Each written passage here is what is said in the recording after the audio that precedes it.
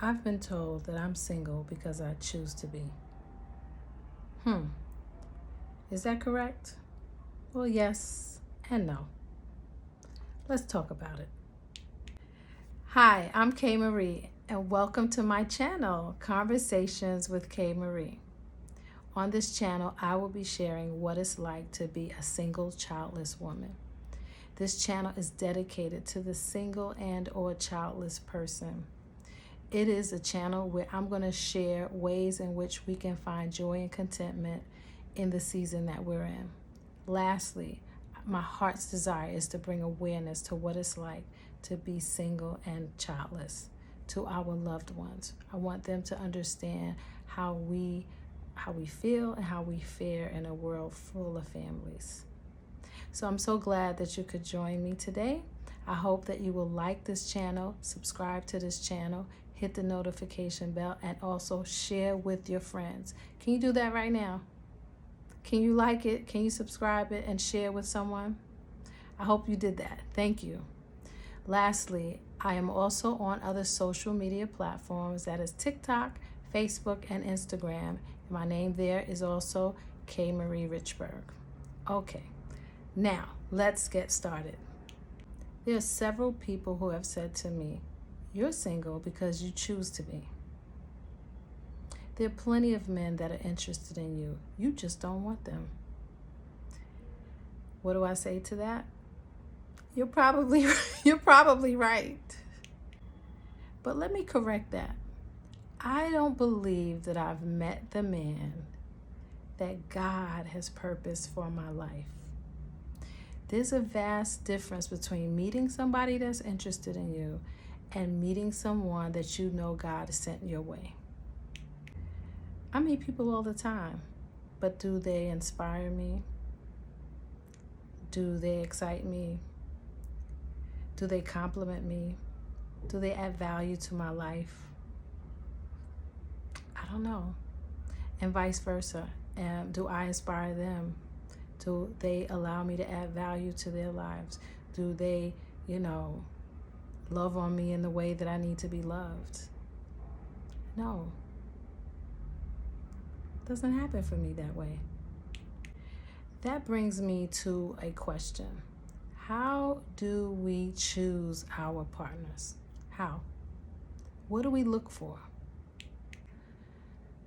I was reading in psychology today that there were 5 things that people normally look for in a mate. One of them is the mind. Like, what kind of mind or intelligence does a person have? What do they bring, right? The eye. Are they easy on the eye? Are we attracted to them? The heart. What kind of heart do they have? Are they loving? Do we feel them in our hearts? Our gut, our stomach. Do we have this gut feeling that they're for us? Behavior. Are they persons of integrity? Are they good-hearted people? So if we were to look at all 5 of those things, those are the things that we should look at when we choose a partner. But the question is, do we do that? Oftentimes, we don't look at those 5 things when we're choosing a partner. There's so many ways I feel people get together. Like, if you're not healthy, you're not whole, when you meet a person, because of your need, your desire, and what's lacking in your life, sometimes we just latch on to people.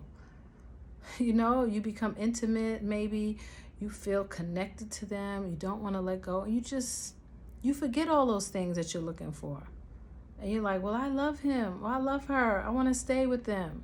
And then later you find out there's some character traits that are not so good character traits. And it's not something that you want for a life partner. And so then you got to figure out, how do I get out of this? Or do I get out of this? Do I want to get out of this? So I'm thinking, I want to share a story. Well, it's not quite a story, but scenario for you. Years ago, when I dated out of desperation, out of loneliness, I accepted subpar behavior. I remember dating a guy And we'd have a really good time together. We'd go out all the time, go to the movies, go to dinner, just hang out, go to a bar, laugh, talk, go out dancing, all of that. At the end of the night, you know what happened, right? But after that, I didn't hear from the Joker. He ghosted me. And I didn't hear from him for like a few days, maybe sometimes, a few weeks, or maybe a month or so. And then all of a sudden, he would show back up in my life again. And because I was desperate, I let him back in. And guess what would happen? The same thing would happen all over again. And each time I would be hurt. Like so deeply hurt. I couldn't understand. Here we are having a good time together, enjoying life together. And then I give you a part of me and then you ignore me? Like I couldn't wrap my head around why. I couldn't wrap my head around why. And the pain was just so intense. But what I realized later, the pain was because I rejected me. I wasn't honoring me. I allowed this thing to keep happening. I allowed me to continue to be hurt. So it was my fault. It wasn't his fault. Oftentimes we want to say it's somebody else's fault, what they do to us, how dare they, how could they? But we see the writing on the wall and we allow ourselves to continue to be a part of that. No bueno. No bueno. Not good. So after experiencing this numerous times, I had to take inventory of my choices. And I was much more careful about who I let in my life and in my spirit and who I did anything with, if you know what I'm saying. And that changed for a whole lot of years. That has changed. But while in therapy, I learned that if I feel rejected by someone, it's not the person that I feel the rejection from. I'm rejecting myself. That pain that I feel, I'm rejecting who I am. No longer do I want to do that. So I began to conduct myself much differently in relationships. So let's fast forward. In relationships now, and I'm thinking of one relationship in particular. There wasn't a relationship, but we were getting to know one another. The person was non-committal, wasn't ready for a relationship, but the person was also a nice guy. It was very, very good to me, very nice to me. So I stayed believing and thinking maybe something will change, right? It felt like and it seemed like it would be a good situation. We were very compatible, you know. All the writing was on the wall. All the dots, the I's were dotted and the T's were crossed. But he never decided to be committed. And I knew I had to be honest with myself. I want commitment. So this looks good, feels good, but the deciding thing is, do you want a relationship? And I knew that answer was no. I had to get out of there. I stayed for a little while, believing it could happen, but eventually I said, you know what you deserve. You know exactly what you deserve. You deserve someone that is ready to commit to you. So I ended that relationship or friendship. I ended it. As much as it hurt, as much as I still believe it could be, it may never be. And I can't sit in somebody's waiting room, no matter how good it looks, seems, or could be. Those are all what ifs. I have to leave room for the person that's ready for me. So that brings me to the idea of self-control. Like, do we have self-control and self-discipline? Do we know how to harness what it is we want and say, this is what I want? Unequivocally, this is what I want, and I'm not settling. Can we do that? Are we willing to do that? Are we willing to be alone? Are we willing to not have companionship? Are we willing to not settle for less than what we know we deserve? Are we?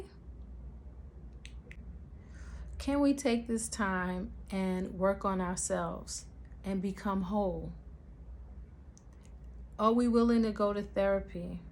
A therapist will help you figure yourself out. Are we willing to do that?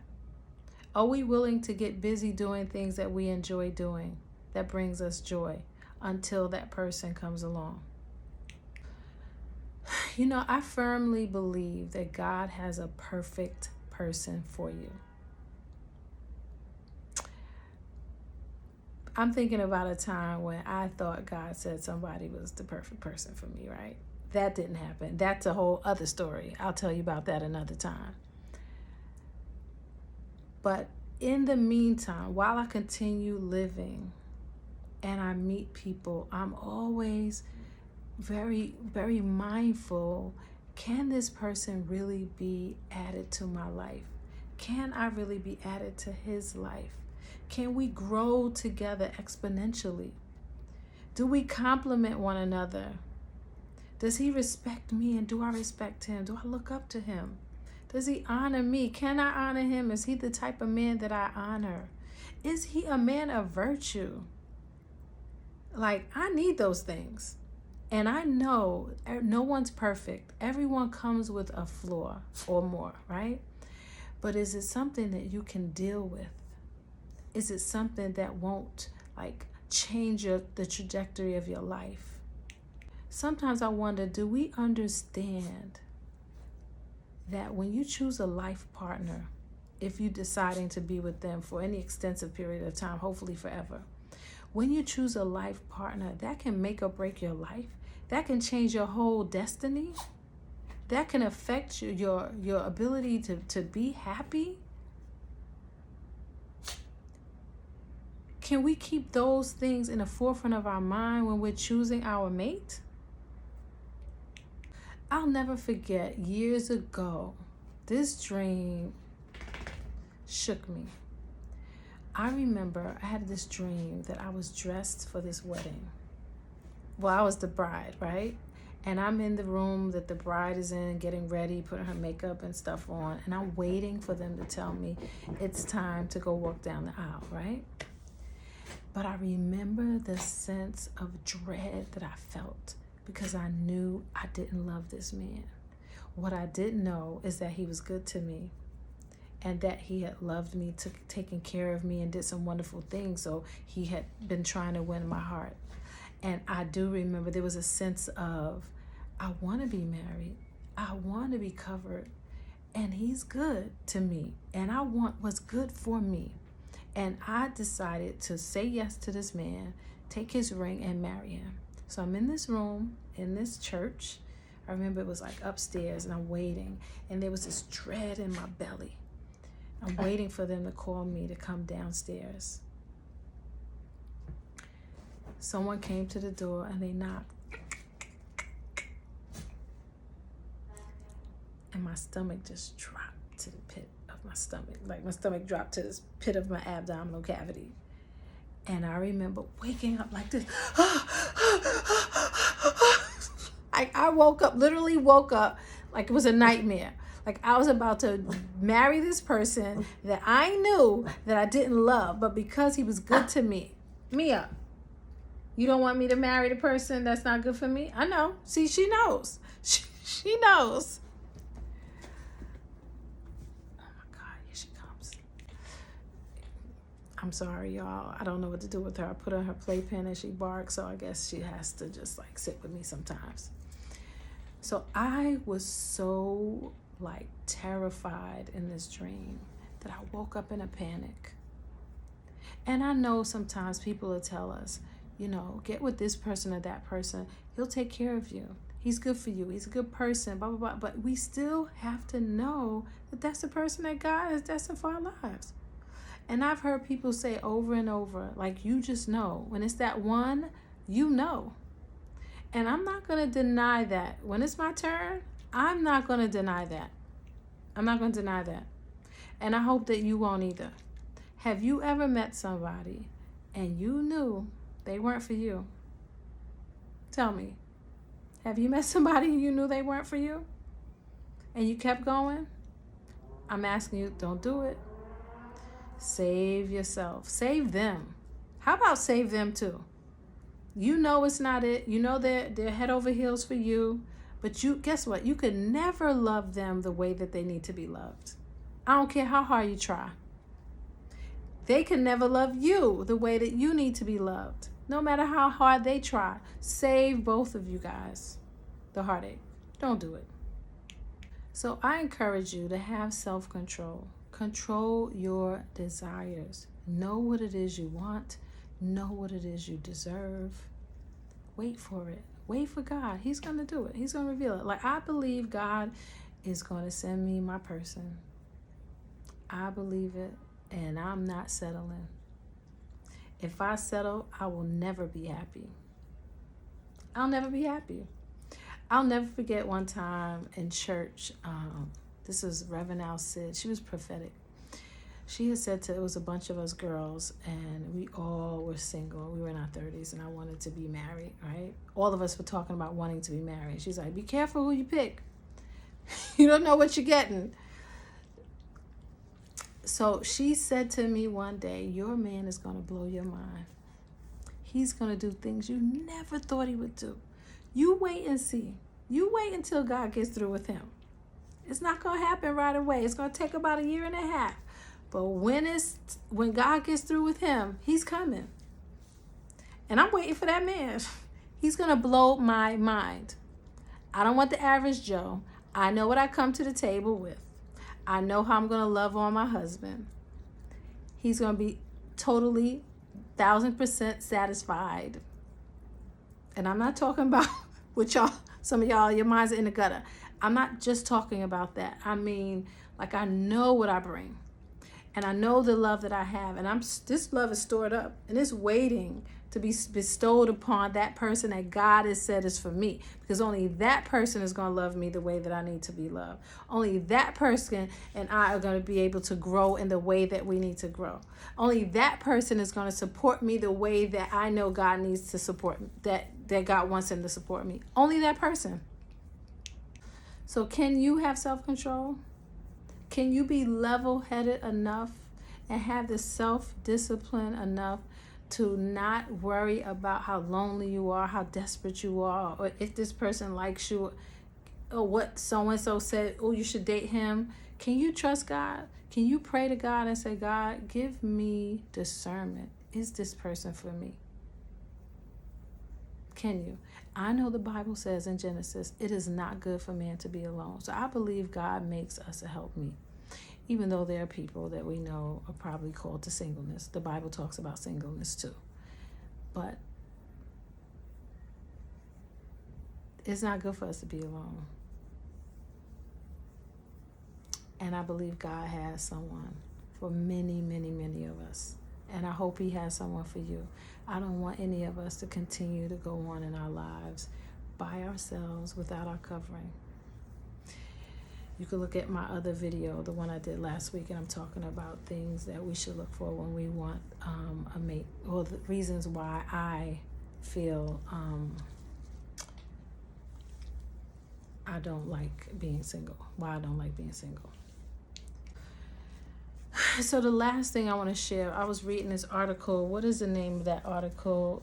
Every Girl, there's a website called everygirl.com. And in this article, they were sharing why people make the wrong choices for a partner. And I want to share that with you. I thought that they made a lot of sense. So 6 reasons why we choose the wrong partners and stay in an unhappy relationship. Number 1, fear. Fear of the unknown. We don't want to be alone. Right? We don't want to be alone. Number 2, we don't value ourselves.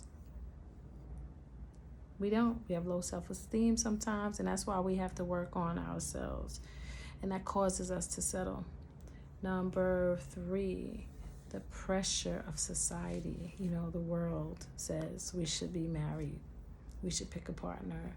Number 4, we feel the relationship completes us. Does it really? If you're not quite happy, can you really thrive and flourish? I don't know. 5, familiarity. Because it's familiar. Maybe we know them from childhood. Maybe our friends know them. Or being in a relationship is familiar. And number 6, our wounded self is choosing. Can we choose well if we're wounded? I don't think so. So I admonish you, I encourage you, get well. See a therapist. Read some books on self-help. Do things that bring you joy. Find health and wholeness first. And maybe if you're not 100% healthy or whole, maybe you will find that person. I'm not saying you won't until you're healthy and strong. What I am saying is when that person comes along, if you're not healthy and whole, they will help to encourage you to continue to work on you. They will be an asset to your life. They will support you. So you probably can still get healthy and whole while you're in the process, okay? This is your life. My love, that is all that I wanted to share. Why people tell me that I choose to be single. And yes, I do choose to be single until the right person comes along. No one else deserves this woman right here. And I hope you will feel the same way. Not everybody deserves access to you. Not everybody deserves to have your heart. Be very careful. This is your life we're talking about. If you're talking about a life partner, this is your life. Okay. Thank you for joining me. I hope that I said something that resonates with you. Something that helps you to feel more empowered about making that choice when it's time to choose a life partner. That you will choose that partner out of a place of health and wholeness, not out of desperation. You deserve so much more. I know it's hard waiting. I know. I'm 52. I'm still waiting. I know it's hard, but you are worth the wait. Okay, so whatever you're dealing with right now in terms of singleness, I pray, my prayer is that you will find peace in knowing that God's got you, that He has that person for you, and that He is going to let you know who that person is based on how they come into your life and how they treat you. Wait for that person, okay? So if you're feeling down at any point in your life concerning singleness, know that that is not going to be every moment. As my girlfriend Bertha had said to me once, this moment is not every moment. Know that this moment, when you're feeling down, is not every moment. That the sun will set on that thing, and a new sun will rise the next day. And let's look at that new rise, the new rising sun, as new possibilities. And let's look for the goodness in that, okay? All right, love, I hope to see you soon. Please remember, come back again and check me out on my other social media platforms, TikTok, Instagram, and Facebook. K. Marie Richburg. Okay, bye. See you.